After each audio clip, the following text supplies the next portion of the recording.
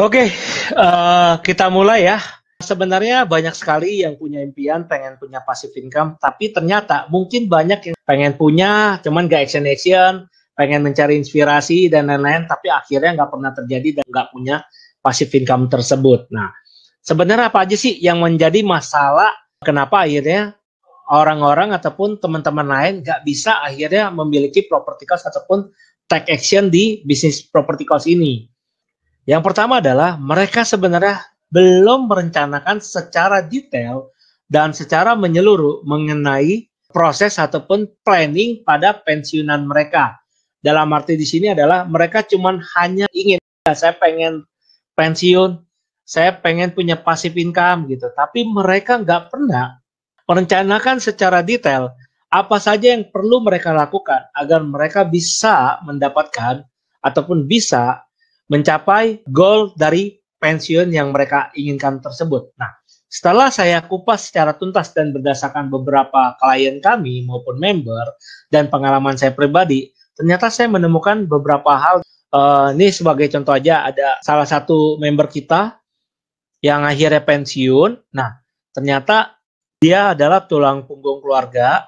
Nah, untungnya ketika dia pensiun, dia masih mendapatkan pesangon yang cukup besar karena dia bekerja sudah cukup lama, dari tahun sudah 30 tahun dia bekerja. Jadi sudah cukup lama banget ya.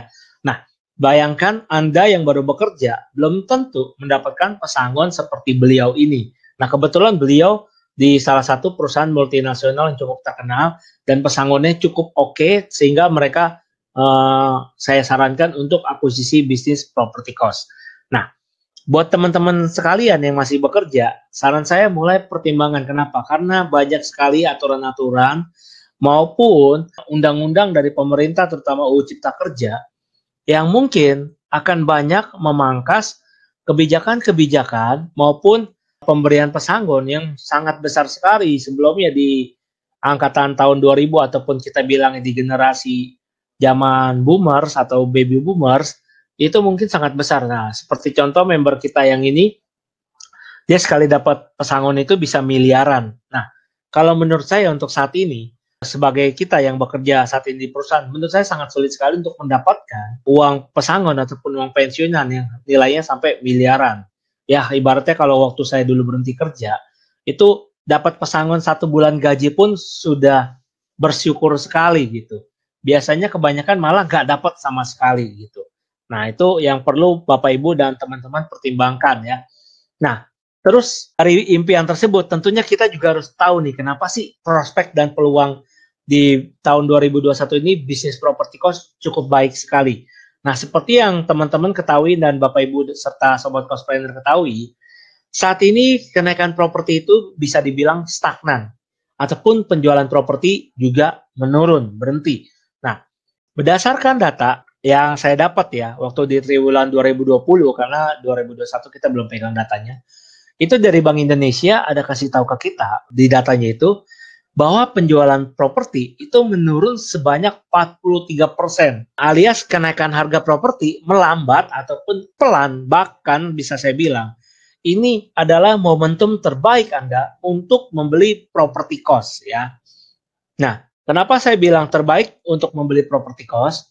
Karena di sini Bapak Ibu bisa melihat kalau Bapak Ibu jalan di sekitar rumah Bapak Ibu ataupun mungkin arah mau ke kantor, mungkin Bapak Ibu akan melihat banyak sekali spanduk properti yang dijual dalam 2020 ataupun 2019 sampai 2020, terutama di 2020 ketika kita mengalami masa Covid ini. Nah, itu banyak banget spanduk plang yang propertinya dijual, bukan hanya property cost, yang dijual dan harganya itu banyak banget yang murah untuk saat ini. Kenapa? Karena ekonomi saat ini sedang menurun drastis dan membeli properti itu dikit gitu. Sebenarnya bukan gak ada uang, tapi banyak market yang punya uang itu, mereka masih bingung untuk mengambil suatu keputusan.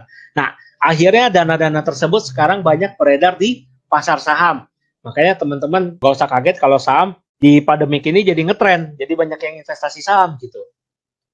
Karena mereka bingung gitu, mau kemana nih uangnya gitu. Nah, sedangkan property cost ada beberapa orang juga yang saya lihat membeli properti kos itu mau carinya yang kos-kosannya penuh gitu.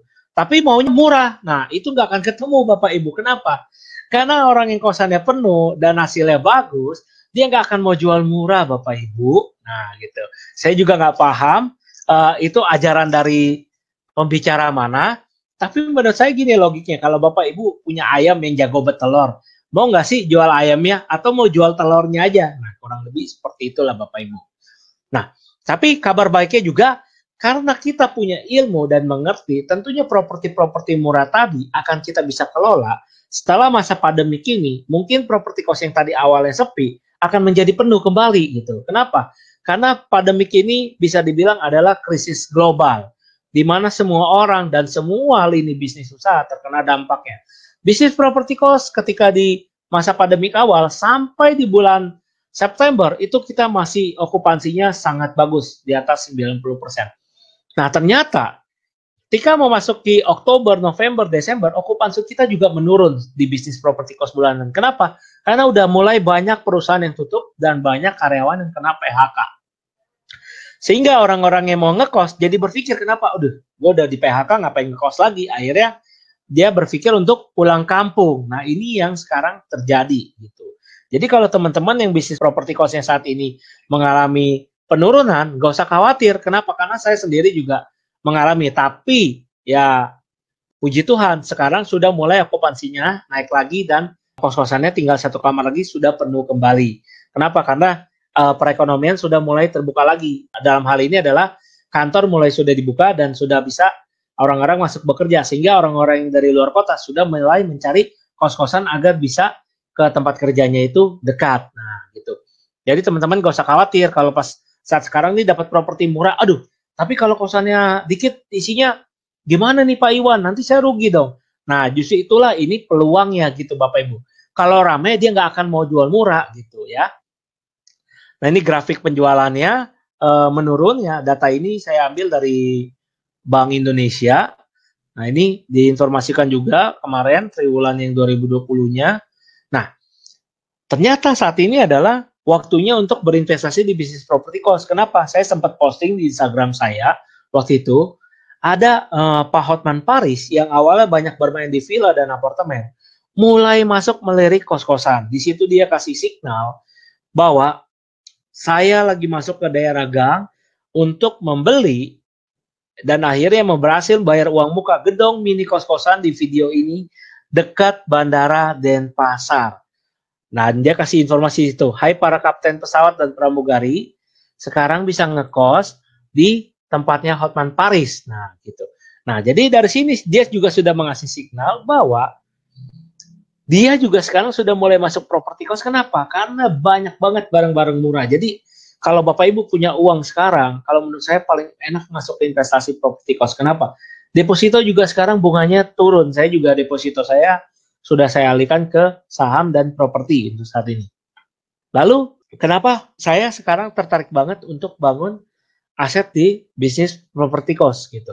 Nah, karena bisnis properti kos ini yang menariknya adalah kita bisa wariskan ini gitu. Dan kedua, kita nggak terlalu banyak bekerja untuk mengurus bisnis properti kos. Tentunya apabila sobat cost planner membuat sebuah sistem yang baik di bisnis properti kosnya teman-teman. Kalau enggak ya sama aja, ibaratnya gini ya bisa jadi nanti teman-teman malah mengalami hal yang seperti saya alami 3 tahun lalu ya. Selama 6 bulan saya yang kerjain buat sapu dan ngepel waktu itu. Nah, kenapa mengerjakan hal tersebut? Karena modal saya sangat terbatas untuk membayar orang yang mahal. Kalau saya manggil jasa cleaning seperti GoClean setiap hari, wah bisa bocor keuangannya. Karena sekali panggil bisa 300 sampai 400 ribu. Bayangkan kalau selama 1 bulan saya manggil GoClean terus, bisa-bisa uang hasil kosnya dikasih ke GoClean semua. Nah, seperti itu. Jadi penting banget mengerti dan memahami bagaimana caranya untuk membangun sebuah sistem di bisnis properti kosnya teman-teman. Nah, apa sih sebenarnya investasi terbaik itu? Kalau menurut saya, investasi yang terbaik itu adalah investasi yang bisa memberikan pertumbuhan dan pendapatan tetap. Nah, banyak banget bisnis yang lain juga ada ya, seperti saham juga dia bisa memberikan pertumbuhan apabila teman-teman menemukan saham yang tepat. Nah, di bisnis properti cost juga sama gitu. Apabila teman-teman menemukan properti cost yang lokasinya bagus dan tepat, maka pertumbuhannya lebih cepat.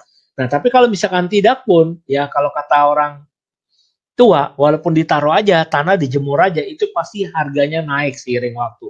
Kenapa? Karena pasti nanti ada suatu hari, suatu lembaga ataupun seseorang yang membutuhkan lokasi tersebut untuk difungsikan sebagai bisnis mereka ataupun keperluan mereka, akhirnya mereka sewa ataupun beli lokasi tersebut gitu. Nah, kenapa sih teman-teman akhirnya pada belum punya passive income? Karena gini, yang seperti tadi saya sampaikan di awal, semua orang itu pengen kalau ditanya, lu pengen punya passive income nggak? Pasti jawabannya pengen gitu. Tapi kenapa nggak ada yang punya sampai saat ini? Karena nggak semua orang mau ngebangunnya gitu. Karena ngebangunnya itu memang nggak gampang gitu ya. Jadi kalau misalkan teman-teman ada yang diiming-imingkan bisa bangun property cost atau bisa dapat passive income tanpa modal, ya kan? Nah, cuman bayar seminar, ya teman-teman coba pikirin deh, bayar seminar aja itu udah pakai modal, teman-teman. Nah, jadi saran saya teman-teman juga jangan terlalu terpaku terhadap kosakata yang digunakan ya. Saya juga dulu tertarik karena kena clickbait kalimat tersebut, tapi ternyata setelah jalani kok nggak semudah itu. Nah, makanya saya sempat bikin ada 2 video, kenapa alasannya teman-teman nggak bisa punya passive income apabila masih pemula dan belum punya ilmu. Nah, itu bisa nonton di channel YouTube ya nanti ya. Nah, terus kenapa saat sekarang ini sangat sulit untuk membeli property cost tanpa modal, terutama apabila teman-teman nggak punya portofolio dan lain-lainnya.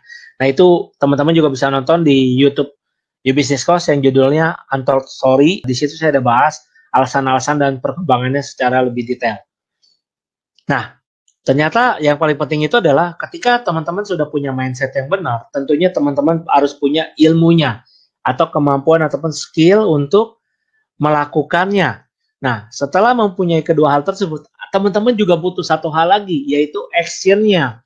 Kalau action-nya nggak ada, nah biasanya yang terjadi adalah banyak orang sudah ikut seminar, punya mindset-nya, punya ilmunya, tapi nggak praktek. Akhirnya mereka gagal gitu, dan mereka bertanya, kenapa saya gagal, kenapa saya belum punya, padahal mereka tahu jawabannya, yaitu Anda belum praktek, teman-teman. Nah, ada juga orang yang action terus, dia praktek terus, tapi dia nggak kayak ilmu, dia juga nggak punya mindset gimana sih caranya untuk prakteknya supaya bisa goal gitu. Nah, akhirnya mereka praktek ibaratnya seperti menembak ataupun mencari jarum di tumpukan jerami. Gak ketemu, udah pokoknya gue korek aja deh jeraminya sampai habis, sampai ketemu satu titik. Nah, akhirnya memakan waktu dan akhirnya ketika mereka stres, mereka berhenti untuk melakukan hal tersebut. Nah, sebenarnya bisa jadi ketika mereka akan melangkah satu langkah lagi, mungkin sudah membangun property cost tersebut. Ini yang terjadi kepada saya ketika 7 tahun yang lalu. Saya punya mindsetnya, ya. Saya tahu cara actionnya, tapi ternyata skill yang saya miliki belum lengkap dan belum terpenuhi semuanya.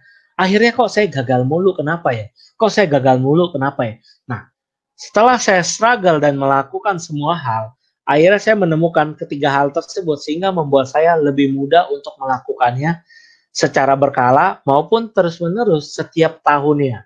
Nah, jadi jika Sobat Cospreneur dan teman-teman sudah punya mindset yang benar, ilmu yang ibaratnya memumpuni ataupun tepat, dan teman-teman juga sudah action abis ya, dalam arti nggak pantang menyerah, gagal coba lagi, ditolak kredit ajuin lagi. Nah, kenapa? Karena saya juga mengalami hal tersebut. Nah, itu pasti cepat atau lambat teman-teman pasti akan sukses. Saya yakin banget karena saya sudah mengalami hal tersebut. Setelah 5 tahun kemudian, akhirnya saya bisa beli properti cost pertama saya, dan setelah itu ya tiap tahun, tiap beberapa bulan saya pernah coba beli properti cost juga bisa dengan formula yang sama. Nah, formula itu yang kita sharing juga di KSI Community ke teman-teman yang praktekin, juga ada beberapa sudah beli properti cost juga. Nah, ini yang paling penting kosakatanya adalah saya perhatikan teman-teman ataupun orang yang menjual properti cost-nya kepada kita itu kebanyakan karena mereka 80% sudah pusing buat kelola properti cost-nya. Udah pusing nih, udah mumet banget tuh. Aduh, ini ada masalah ini. Aduh, penjaga kosnya mencuri. Aduh, ini kosannya sepi terus gitu. aduh ini bentar-bentar perbaikan, aduh ini duitnya nggak ada, aduh ini cicilannya bengkak segala macam. Nah, akhirnya mereka pusing dan mereka akhirnya jual properti cost tersebut. Nah, kalau menurut saya, justru kita di posisi 20% ini adalah orang-orang yang sukses menjalankan bisnis properti cost-nya karena mereka membuat sistemasi bagaimana cara mengelolanya. Nah, jadi yang tadi pusing mengelola itu akhirnya kita beli properti cost-nya, kita kelola, kita akhirnya dapat hasilnya yang lebih baik gitu. Terus beberapa mindset juga yang saya perhatikan yang suka salah adalah teman-teman udah ikut workshop, udah baca buku, langsung berharap kayak, wah langsung bisa beli properti nih kalau udah ikut workshop sama baca buku. Belum tentu teman-teman. Teman-teman jangan berasumsi seperti film superhero yang ibaratnya kayak mungkin kayak Iron Man sekali pakai jubah langsung jago. Nah enggak, kita nggak bisa seperti itu karena di lapangan itu kondisinya sangat berbeda karena kondisi keuangan pun sudah berbeda. Tentunya di lapangan juga pertemuan permasalahannya pasti akan berbeda ya. Yang kedua juga berharap pasti bisa beli properti tanpa adanya relasi ataupun network. Nah ini juga menurut saya teman-teman jangan terlalu berharap ya bakal bisa beli properti kalau misalkan memang portofolionya teman-teman gak ada. Ini fakta di lapangannya seperti itu gitu. Pahit tapi memang ini kenyataannya. Saya dulu berharap udah bisa beli properti tanpa modal. Waktu ketemu bank, waduh, ternyata sulit gitu. Kenapa? Karena bank gak percaya sama kita gitu. Siapa lu? Ngapain gue kasih pinjam uang ke lu gitu. Gue aja gak kenal lu. Nah itu 7 tahun yang lalu yang saya alami. Nah, tapi kalau sekarang portofolionya sudah berbeda. Nah, kalau kita ke perbankan, kita ditawarkan, Pak, mau kredit apa dan bisa dibantu nggak kira-kira untuk bisnisnya. Sudah berbeda jauh pesat. Kenapa? Karena sudah punya portofolio, Bapak Ibu. Ya, ini fakta di lapangan ya, Bapak Ibu. Jadi kalau teman-teman ada ketemu yang ngasih tahu, wah bisa beli properti tanpa modal, coba lihat deh. Sana keluarganya sudah pada punya ternak properti belum? Kalau cuma dia doang, berarti itu nggak proven. Kenapa? Karena cuman dia doang gitu. Kalau memang semudah itu nggak pakai modal, berarti bisa dilakukan semua orang. Faktanya kan nggak semudah itu. Kenapa? Karena mereka mungkin nggak punya relasinya, nggak punya portofolionya, akhirnya nggak bisa. Gitu. Nah yang ketiga adalah nabung dulu baru beli properti. Nggak ada yang salah sebenarnya, tapi percaya sama saya deh. Ketika tabungan Anda cukup, mungkin harga properti yang Anda mau beli sudah naik lagi. Akhirnya apa? Yang terjadi di lapangan adalah saya nabung, sudah punya 500 juta. Saya pengen punya rumah di Jakarta. Setelah dapat 500 juta, saya nabung selama 3 tahun. Ternyata harga rumah di Jakarta sudah 1 miliar. Contoh seperti itu. Akhirnya 500 juta saya sudah tidak terpakai lagi. Apa yang bisa saya lakukan untuk belinya? Ya udah saya beli. Akhirnya saya bergeser, saya pindah ke Tangerang. Nah, kalau Tangerang sudah nggak bisa, berarti saya pindah lagi, geser lagi. Mungkin ke Serang atau kemana. Nah, bukan berarti beli properti dengan nabung sendiri itu nggak bisa. Bisa. Tapi mungkin harga nilai propertinya itu sudah naik dan bergeser juga, Bapak Ibu. Ya. Nah ini penting. Yang paling penting adalah Bapak Ibu mengerti masalah investasi juga gitu. Yang pertama adalah investasi yang bersifat pendapatan itu ada suatu kepastian. Dalam arti adalah kayak misalkan deposito, reksadana, itu kan udah pasti ya. Tapi kan angkanya nggak bisa yang terlalu besar banget ya.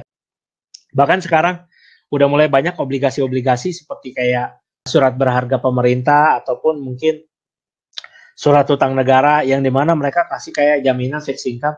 Pokoknya Anda masuk, beli setahun dapat sekian persen. Nah, banyak yang kayak gitu. Nah, tapi kalau untuk yang growth investment, di properti itu pasti cenderung naik. Nah, bisa juga di bisnis. Nah, teman-teman masuk ke bisnis, misalkan beli franchise ataupun mungkin bangun bisnis sendiri. Nah, dikelola dengan baik, maka akan bertumbuh seiring waktu.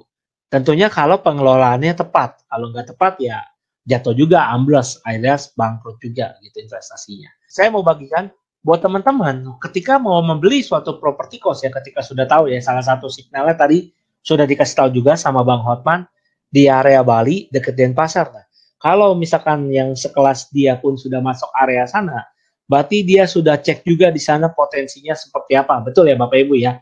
Kalau nggak ada potensi, ngapain si Hotman Paris beli kos-kosan di daerah tersebut. Nah, ini adalah suatu signal saham juga.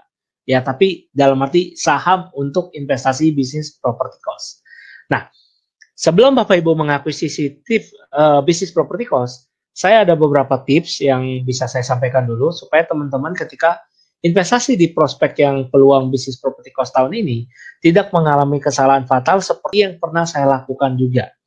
Nah, Yang pertama adalah teman-teman jangan terlalu berfokus pada angin surga.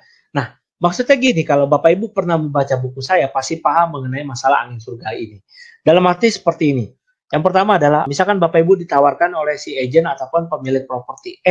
Ini bisa dapat passive income 40 juta loh sebulan. Gitu. Tapi Bapak Ibu nggak tahu tuh sebenarnya benar nggak sih bisa dapat 40 juta. Siapa tahu cuman omong kosong doang. Begitu Bapak Ibu masuk, ternyata pas kelola, waduh cuma dapatnya 5 juta. Sedangkan cicilan Bapak Ibu mungkin 40 juta. Gitu. Berharap ingin mendapatkan properti tanpa modal, cicilan dibayar penghuni kos, malah akhirnya nombok buat bayar cicilan kos. Nah ini hati-hati, jangan terlalu berfokus pada hal tersebut. Yang kedua adalah nggak pernah menganalisa data. Nah, ini berkaitan lagi dengan poin pertama. Ketika Anda dikasih informasi, dapat properti kos 40 juta, nah, coba minta lihat datanya. Kalau misalkan propertinya ternyata ketika Bapak Ibu akuisisi, dia turun okupansinya. Misalkan rekening koran, misalkan chattingan dari customer, atau misalkan bukti kerjasama ataupun transaksi yang membuktikan bahwa memang pernah ada income 40 juta, cuman karena COVID sekarang lagi turun jadi 5 juta. Nah, itu mungkin bisa Bapak Ibu pertimbangkan untuk akuisisi. Kenapa? Karena ada data pernah mencapai ke omset tersebut. Yang paling bahaya adalah Bapak Ibu nggak punya data, Bapak Ibu cuma dengerin apa kata dia. Nah, ini bahaya. Ya, hati-hati. Yang ketiga adalah ketika Bapak Ibu sudah membeli properti kos, pastikan juga untuk bangun sistemnya. Jangan pakai sistem orang lama. Nah, ini yang paling bahaya. Kenapa? Karena saya banyak melihat teman-teman di luar sana. Ya, bukannya salah sih. Kalau memang pas lagi hoki dapatnya yang benar, ya benar. Kalau pas lagi nggak hoki, ya akhirnya dijual lagi properti kosnya. Kenapa? Karena mereka kebanyakan fokus belinya gini.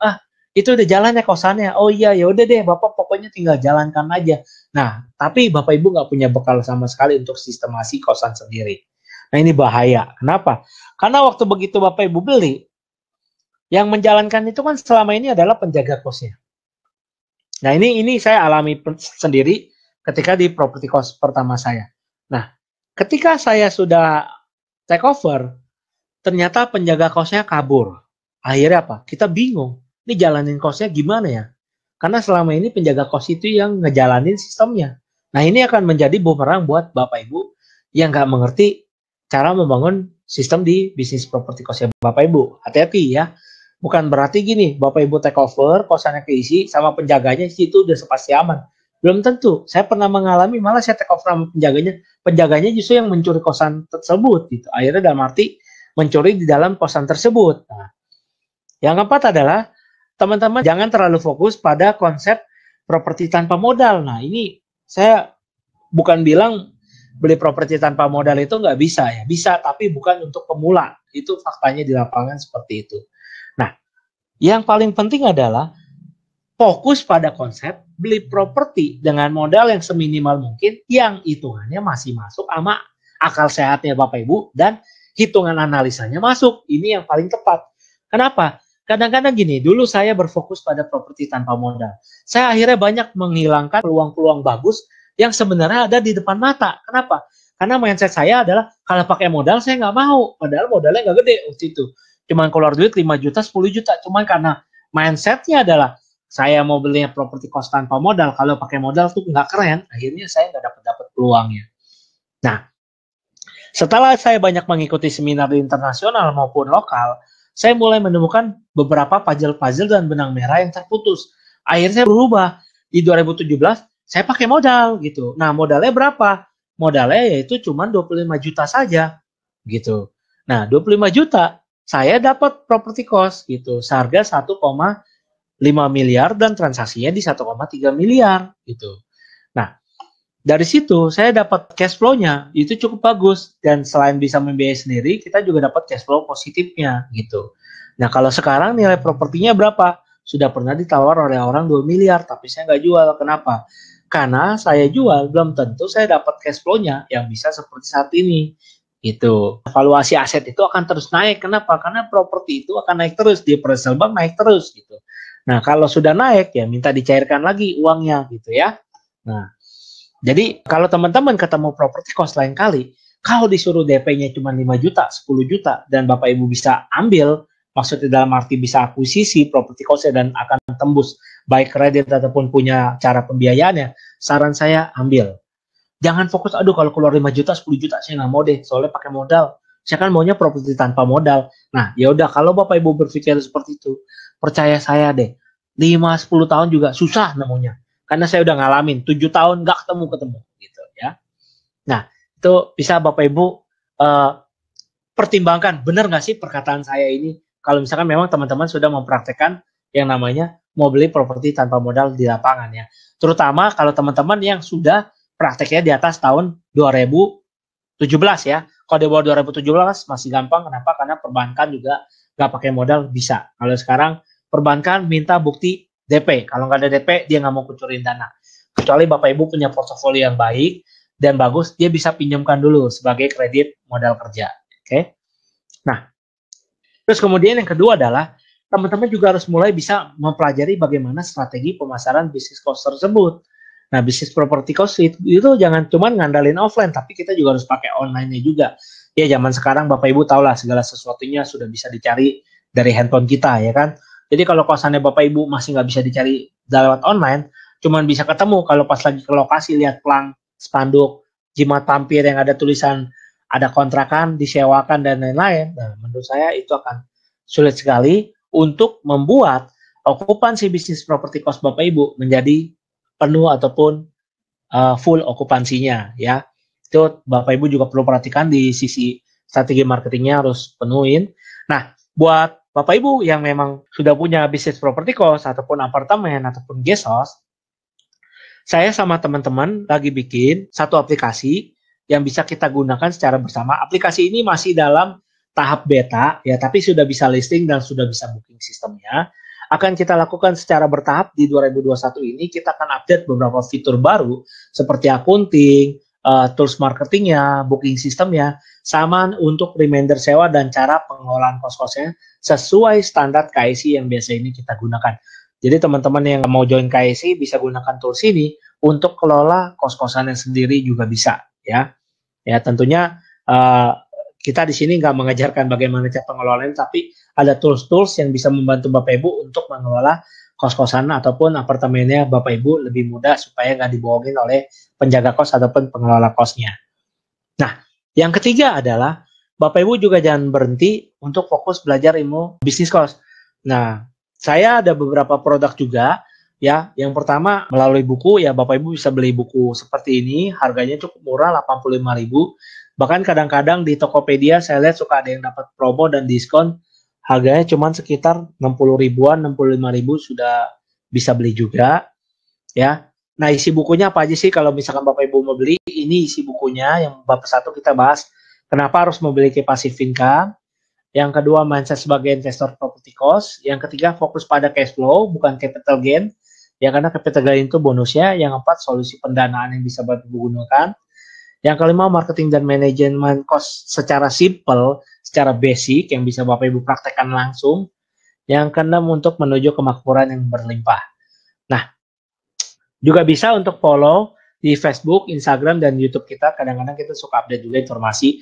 Dan ada website juga, di website youbusinesscost.com itu banyak banget artikel, tips-tips bagaimana caranya menghadapi ataupun mengelola bisnis property cost yang diupdate oleh saya dan tim saya. Nah, terus saya juga sempat bikin juga cara belajar bisnis property cost dalam versi e-course ya. Nah, ini teman-teman juga bisa pelajarin. Sekarang saya akan menjelaskan sebenarnya apa sih yang akan Anda dapatkan ketika Anda bergabung di KIC Community. Di KIC Community itu kita akan mempelajari beberapa hal diantaranya. Yang pertama adalah mindset dan mental block, bagaimana supaya Anda tidak bermasalah dan tentunya tidak terhambat di antara pemikiran mindset Anda dan tentunya aksi yang akan Anda lakukan di lapangan. Dalam hal ini adalah ketika Anda praktik di lapangan, kami akan berupaya supaya tidak ada mindset yang maupun mental block yang menghalangi Anda untuk membeli property cost pertama Anda ataupun property cost Anda yang berikutnya. Yang kedua, kita juga akan belajar bagaimana caranya kita untuk hunting property cost.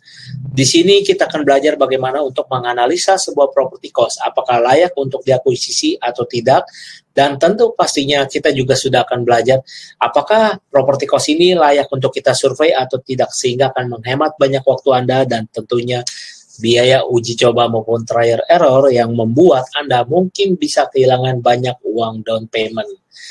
Yang ketiga, kita juga akan belajar bagaimana caranya untuk mengakuisisi property cost yang Anda taksir ataupun Anda ingin beli melalui proses pendanaan, baik secara tunai maupun secara kredit, dan bagaimana langkah-langkah yang tepat dan secara legalitas dapat melindungi Anda dari fraud maupun kecurangan, sehingga Anda tidak bisa dimanipulasi dan tidak bisa mengalami kerugian atas transaksi pembelian property cost tersebut. Yang keempat, tentunya kita juga tahu bahwa bisnis property cost itu akan menghasilkan uang dan memberikan passive income terhadap Anda apabila marketing cost-nya itu berjalan dan tentunya kosan tersebut terisi. Nah, jadi jika Anda bisa beli property cost saja tapi tidak bisa mengisi property cost tersebut, maka Anda tidak akan mendapatkan uang passive income ataupun uang dari bisnis property cost. Oleh karena itu, kita juga mengajarkan bagaimana Anda untuk memasarkan property cost Anda baik secara offline dan online tentunya dengan metode dan teknik-teknik yang sudah approval dan sudah dipraktekkan oleh saya pribadi dan beberapa ratus member KSI Community tentunya. Nah, yang terakhir, yang paling terpenting adalah bagaimana kita bisa membuat sebuah sistem yang bisa berjalan secara autopilot sehingga kita tidak selalu berada di dalam bisnis property cost tersebut, tetapi kita bisa memantaunya dengan melalui sistem-sistem yang kita terapkan di bisnis property cost kita. Di sini kita juga akan memberikan Anda sebuah SOP template yang tinggal Anda copy paste dan ganti nama kos Anda yang sudah proven dan sudah dipraktekkan dan digunakan oleh ratusan member KSI Community. Nah, jika Anda hanya ingin mendapatkan SOP ini, Anda bisa membelinya melalui kami, dan kami akan memberikannya secara versi USB yang tinggal Anda copy dengan nilai yang cukup sangat murah. Tetapi jika Anda ingin mendapatkan USB SOP ini secara gratis, Anda bisa bergabung di KSI Community. Nah, kelima hal ini adalah sebuah fondasi maupun framework yang harus Anda miliki ketika Anda ingin memasuki di bisnis property cost. Supaya lebih jelas, saya akan memberitahukan kepada Anda, selama KSI Community ini berjalan, ketika Anda bergabung, Anda akan dimasukkan selama 3 hari. Nah, selama 3 hari ini adalah, atau 4 hari, tergantung situasi di lapangan. Biasanya di hari pertama dan hari kedua, kita akan belajar di kelas, yaitu kita akan belajar di hotel. Selama di kelas, Anda 2 hari akan belajar mengenai masalah mindset, cara hunting, cara menghitung, proses pendanaan dan akuisisi, refinancing, cara Anda untuk upgrade kosan Anda dan membuat sistemasi, terus bagaimana Anda memilih peluang antara bisnis kos harian dengan bulanan, strategi marketingnya, dan tentunya bagaimana strategi perpajakan untuk bisnis property cost juga kita kupas tuntas dalam 2 hari tersebut. Nah, di hari ketiga dan keempatnya kita akan melakukan yang namanya hunting property cost secara live, yaitu kita akan bikin janji dengan penjual maupun agen properti, lalu kita akan visit bersama-sama dan akan saya temani di situ untuk menemani Anda berkunjung ke property cost yang sudah kita bikin janjinya dan kita visit secara bersama untuk kita bedah sebagai studi kasus pembelajaran Anda di lapangan, sehingga Anda akan mendapatkan pengalaman secara langsung dan secara terbuka apa saja yang terjadi di lapangan dan bagaimana menerapkan pembelajaran selama 2 hari itu di lapangan secara langsung, dan Anda langsung ditemani oleh saya sebagai praktisi bisnis property cost. Selain itu, kita juga akan melakukan study tour ke bisnis property cost saya yang sudah berjalan, sehingga Sobat Cost Planner juga bisa melihat secara langsung seperti apa saya menjalankan bisnis property cost tersebut dan bagaimana saya menerapkan sistemasi dan upgrade cost yang saya lakukan terhadap bisnis property cost saya, sehingga Anda mendapatkan gambaran jelas. Harapan saya adalah ketika Anda ingin bergabung di KSI Community, Anda wajib mengikuti secara lengkap kelas, baik di kelas baik Anda mengikuti kelas selama sesi 2 hari untuk pembelajaran pengetahuan, dan tentunya Anda juga harus mengikuti sesi prakteknya tersebut. Jika tidak, saran saya Anda jangan ikut dulu, cukup daftar dan silakan ikut untuk batch berikutnya, karena kami memberikan 3 kali kesempatan untuk reschedule jadwal membership KSI Anda. Kita memberikan 3 kali kesempatan untuk Anda reschedule untuk mengganti jadwal kelas Anda, sehingga Anda tidak perlu khawatir apabila Anda tidak bisa mengikuti jadwal yang saat ini, Anda bisa mengikuti jadwal berikutnya selama 3 kali. Jadi Anda memiliki 3 kali pilihan jadwal yang bisa Anda pilih, dan apabila tidak, setelah Anda mengikuti ternyata Anda merasa masih kurang dan ada upgrade ilmu yang ingin Anda tambahkan atau ikuti, Anda bisa mengikutinya kembali dan cukup membayar uang hotel dan resitnya saya. Nah, saya harapkan dengan adanya pembelajaran secara teori dan pengetahuan, serta ditambahkan dengan praktek serta kopdar yang kita berikan selama ini setiap bulannya, dapat membantu Sobat Course Planner memiliki property cost pertama maupun berikutnya dengan lebih cepat. Nah, ada beberapa bonus yang saya berikan juga. Yang pertama adalah saya akan memberikan property cost checklist deal. Di sini form ini akan membantu Anda untuk menghitung bagaimana kelayakan sebuah property cost, sebuah buku materi dan panduan, kemudian sesi hunting hot deal bersama, template dokumen transaksi property cost, dan juga SOP property cost yang akan kita bantu untuk Anda sehingga Anda dapat lebih mantap lagi melakukan bisnis property cost. Ketika upgrade bisa langsung Anda pasang dan Anda gunakan template SOP ini untuk sebagai sebuah sistemasi yang Anda gunakan. Dan tentunya jika Anda tertarik, kami juga menyediakan program cicilan 12 bulan dengan bunga 0%, tergantung dengan promo yang berlaku dan kartu kredit yang sedang promosi saat tersebut. Untuk informasi lebih lanjut, buat Sobat Course Planner yang tertarik untuk bergabung di KSI ataupun membeli produk-produk buku dan e-course tadi, bisa menghubungi admin kami di nomor WhatsApp 0878 8214 4118. Jangan lupa juga untuk follow kita di YouTube You Business Course, Telegram You Business Course, dan Instagram dan Facebook You Business Course. Kami juga sering mengupdate artikel dan tips di website You Business Course. Menurut hukum fisika, tekanan berbanding lurus dengan gaya. Jika Sobat Course Planner saat ini merasa hidup dengan penuh tekanan, kemungkinan karena kebanyakan gaya. Dalam hal ini adalah mungkin lifestyle Anda melebihi penghasilan Anda. Ini tentunya akan sangat berbahaya dan akan menjadi sebuah bom waktu yang akan membawa Anda jatuh dan mungkin tidak bisa bangkit kembali. Karena bisa jadi, karena kebanyakan gaya tersebut, akhirnya terlilit hutang yang sangat panjang. Saya sangat tidak menyarankan hal tersebut, dan saya berharap Sobat Course Planner dengan mengikuti webinar malam ini dapat mendapatkan banyak insight dan tentunya merubah kebiasaan yang dulunya suka spending menjadi suka saving ataupun menyimpan uang. Sampai di sini, apakah ada yang mau ditanyakan? Jika ada, langsung ketik di kolom chat dan komentar. Saya akan berusaha untuk membantu dan menjawab Sobat Course Planner. Ingat Sobat Course Planner, uang memang bukan segalanya, tetapi segalanya butuh uang. Jika Anda tidak menyisihkan uang Anda saat ini, maka mungkin suatu hari ketika Anda butuh uang, uang Anda sudah tidak ada lagi. Apalagi Sobat Course Planner, saat ini Anda berada mungkin di masa produktif di mana Anda sangat mudah mendapatkan uang. Tetapi ketika 10-20 tahun lagi, bisa jadi Anda sudah pensiun dan tidak menghasilkan.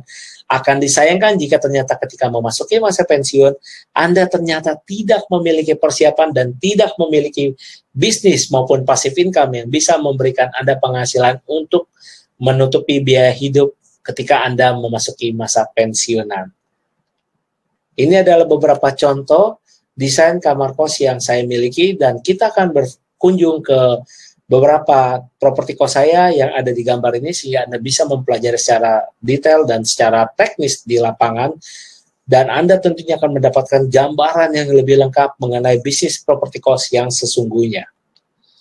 Apakah di sini ada pertanyaan? Silakan chat di kolom komentar.